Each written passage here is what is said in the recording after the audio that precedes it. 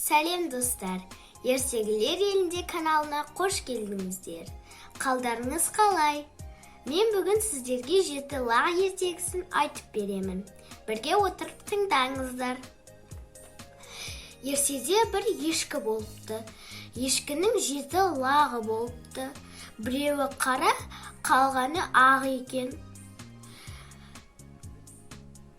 Ешкі бір күні неге бара айтады лақтарына: лақтарым, мен сендерге сүт әкелемін, есікті ешкімге ашпаңдар. Мен келген кезде лақтарым, шырақтарым, аналарың келді, сүт әкелді деп әндетемін дейді.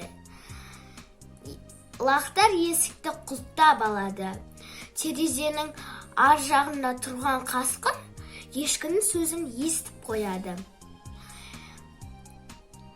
Қасқыр есікті тоқылдатып: лақтарым, шырақтарым, аналарың келді, сүт әкелді дейді өзінің даусымен. Лақтар ол бөтен біреудің даусы деп есікті ашпай қояды.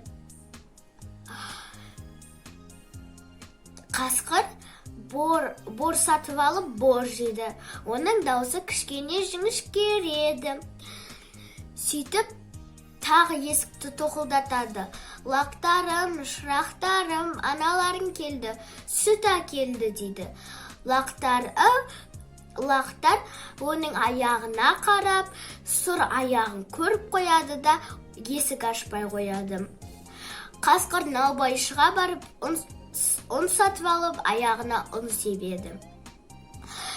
Сөйтіп есікке келіп тағы тоқылдатады: лақтарым, шырақтарым, аналарың келді, сүт әкелді, қорықпаңдар, ашыңдар есікті дейді. Лақтар оған сеніп есікті ашқан кезде жан жағына лақтар тығылып қалады. Қасқыр 6 лағын тауып алып жеп қойып, бір кішкентай лағы ғана қалады. Ол сағаттың артына тығылған еді. Қасқыр тойып алып ағаштың қасына барып жатады. Ешкі үйіне келген кезде есік ашық тұр. Ең соңғы лағы ешкіге мән-жайды айтып береді. Ешкі сыртқа шығып, қасқырдың ұйықтап жатқанын көреді.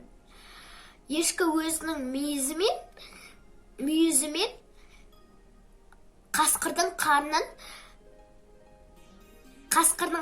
жарып жібереді. Ішінен 6 лағы шығады аман есен.